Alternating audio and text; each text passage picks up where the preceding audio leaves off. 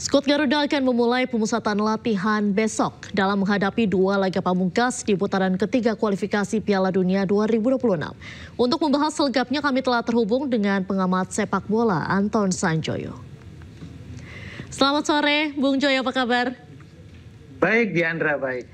Baik, Bung Joy, bagaimana nih Anda melihat susunan pemain yang dipanggil oleh Kluivert untuk pemusatan latihan di Bali? Menurut Bung Joy ini sudah solid belum sejauh ini?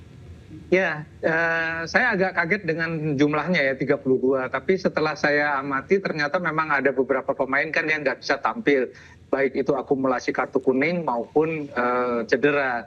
Marcelino nggak bisa main, Ratnar Oratmangun nggak bisa main, sehingga memang Kluivert butuh beberapa pemain baru dalam tanda kutip ya. Karena kalau kita bicara misalnya pemain seperti Stefano Lillipali itu kan sudah keluar masuk tim nasional juga. Jadi dugaan saya memang pemain seperti Lillipali ini sangat berguna untuk mengganti posisi Marcelino Ferdinand yang nggak bisa main gitu. Jadi memang akan di-trimming, akan dikecilkan sampai dengan 23 sesuai dengan DSP. Tapi memang ini menurut saya baik-baik saja ya. Artinya memang ada 11 pemain dari Liga 1 yang dipanggil. Ada beberapa nama dalam tanda kutip yang dipanggil lagi. Tapi sebagian besar adalah nama-nama lama yang sudah masuk sebagai pemain timnas sejak era Sintayong. Jadi saya rasa ini bagus ya bagi tim karena dengan 32 menjadi 23 itu persaingan di dalam training center akan menjadi sangat baik. Dan ini bagus untuk tim ya. Mereka akan mencoba untuk tampil sebaik-baiknya sepanjang latihan untuk menunjukkan bahwa mereka layak untuk menjadi DSP di nanti pertandingan melawan Cina atau melawan Jepang. Cuma memang yang saya khawatirkan adalah tidak ada laga uji coba yang cukup berkualitas kayaknya ya. Dan Pak Marji sendiri sebagai manajer tim sudah mengatakan belum ada rencana untuk laga uji coba.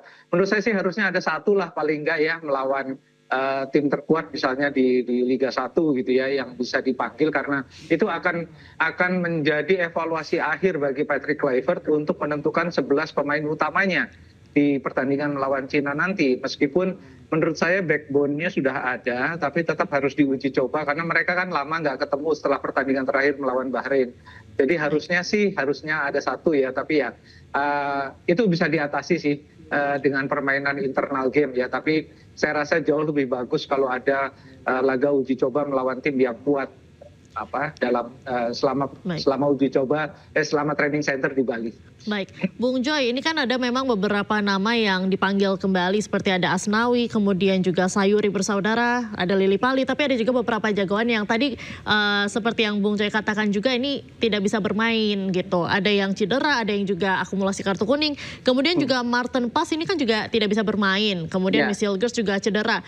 Nah, kira-kira yang bisa ganti ini siapa? Kalau untuk Martin Pas, untuk kiper sendiri ini kan Emil Audero juga belum pernah diturunkan. Menurut Bung Joy seperti apa? Ada Audero yang sangat berpengalaman, ada Hernando Ari juga yang menurut saya tersingkir karena kehadiran Martin Pas. Jadi Indonesia di lini belakang sebetulnya sangat tangguh ya. Hilgers nggak ada, menurut saya juga nggak terlalu masalah lah kalau dia nggak bisa main. Karena kan dua center back Indonesia ini sekarang yang terbaik menurut saya diantaranya di grup C ini, kecuali mungkin Jepang ya.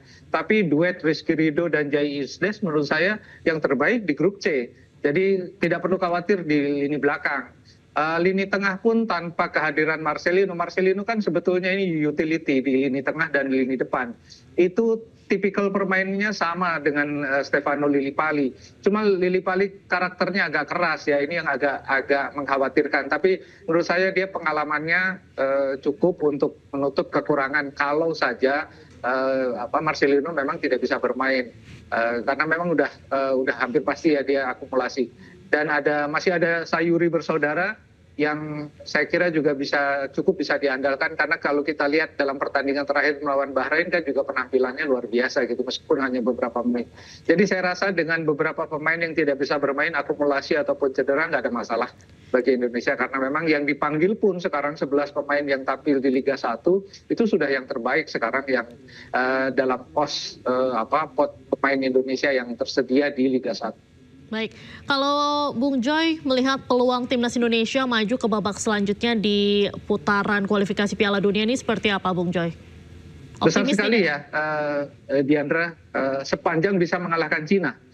Kalau tidak bisa mengalahkan Cina memang agak riskan, apalagi kalau sampai kalah. Kalau draw memang masih ada kesempatan, tapi harus tidak boleh kalah lawan Jepang.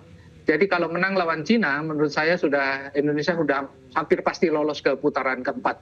Kalau bisa draw lawan Jepang setelahnya bisa di posisi 3, tapi tetap di putaran 4. Jadi menurut saya peluangnya besar sekali, bahkan kalau menang lawan Cina di GBK peluangnya lebih dari 60%. Jadi harusnya sih mereka tetap confidence, jangan tertekan, karena memang kan penonton GBK ini pressure-nya luar biasa. Nah, tapi saya yakin sih ini pemain-pemain kan sudah sangat berpengalaman. Mereka membela timnas juga bukan sekali 2 kali gitu, bukan pemain debutan.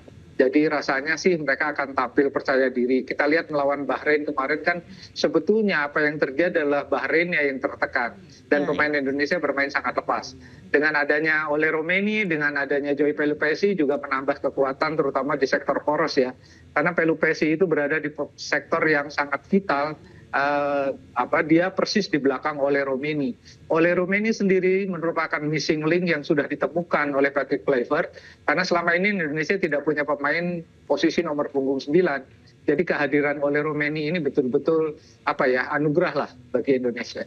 Baik, terima kasih banyak Bung Joy sudah bergabung bersama iNews sore kali ini. Semoga timnas ini bisa menampilkan performa terbaiknya melawan Cina nanti.